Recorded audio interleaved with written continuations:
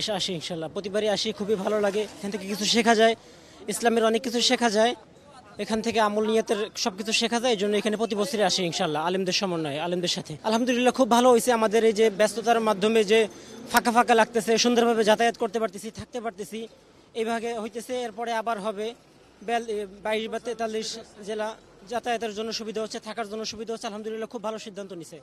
আমি প্রতিবারই গতবার আসছিলাম, আলহামদুলিল্লাহ এবারে এসেছি। আল্লাহ পাকের অসংখ্য খুব ভালো হচ্ছে, খুব নিরাপত্তা প্রশাসন দিয়ে এবার ভালোভাবে সেটিং করে জায়গাটাও খুব মজবুতভাবে দেখাশোনা করা হচ্ছে। আমি মনে করি যে এরকম প্রতি বছর হলে বা সেকেন্ড টাইমে এরকম হলে মানুষের অনেক সুবিধা হবে, আমরা অনেক প্রাধান্য পাবো। সর্বপ্রথম আল্লাহ তাআলা শুকরিয়া আদায় করতেছি যে রব্বুল আলামিন আমাদেরকে সুস্থ রেখে এই দ্বীনের এক মাজমায় আমাদেরকে জামায়াত হওয়ার তৌফিক দান করছে। আর আপনার যে প্রশ্নের উত্তরে যে বলতে হয় যে এখানে জমা হওয়ার উদ্দেশ্যটা কি, এখানে জমা হওয়ার উদ্দেশ্যটা হলো এটাই, যারা আল্লাহর দ্বীন থেকে দূরে সরে যায়, এই মজমাটা মূলত তাদেরকে একত্রিত করে আল্লাহর দ্বীনটা শেখানো। এবং এই দ্বীন শিখলে কি ফায়দা, মূলত এই মজমায় আসলে ওটাই আমরা শিখতে পারবো। হ্যাঁ, এটা তো প্রত্যেকটা মুসলমানই আশা করে। মূলত তাবলিগ জামাতটা হলো এটাই, যে এটা দ্বীনকে এত নর্মিয়তভাবে প্রত্যেকের মাঝে ছড়িয়ে দেয়, যাতে মুসলিম বিধর্মী কারো মাঝে যাতে বিভেদ সৃষ্টি না হয়।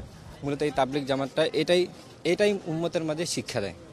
তো আমরা আশা করি যে এই তাবলিগ জামাত ওলামায়ে কেরামের তত্ত্বাবধানে যে হইতেছে, এটার কারণে যে যেই কোনো জায়গায় যে ফিতনা ফাসাদ সৃষ্টি হবে, আল্লাহ তাআলা এই তাবলিগ জামাতের উসিলায় আমাদের প্রত্যেককে এই ফিতনা ফাসাদ থেকে মুক্ত হওয়ার তৌফিক দান করে এবং যে পরকালের যে জিন্দেগি আছে ওই জিন্দেগিতেও সফলতা হওয়ার জন্য তৌফিক দান করবে।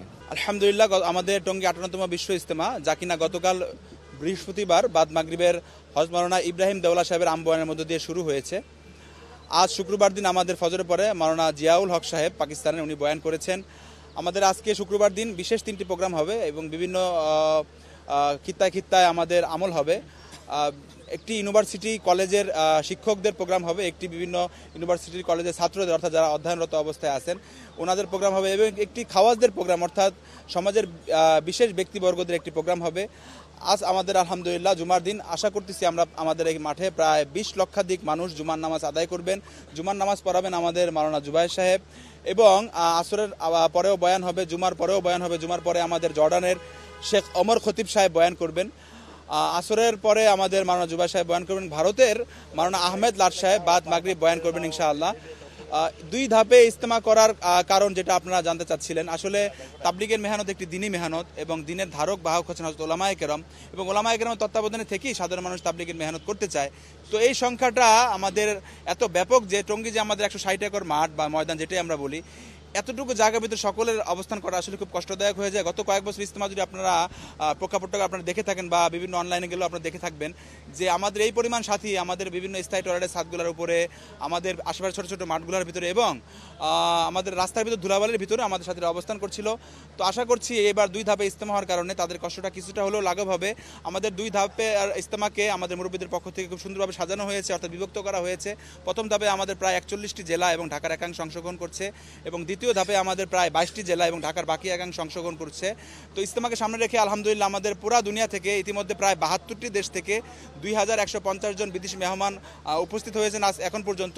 আরও মেহমান আলহামদুলিল্লাহ আসতেছেন। আশা করতেছি আলহামদুলিল্লাহ সকলের প্রচেষ্টায় একটি সুন্দর সুষ্ঠু ইজতেমা আল্লাহ তাআলা আমাদের দ্বারা পুরা করাবেন।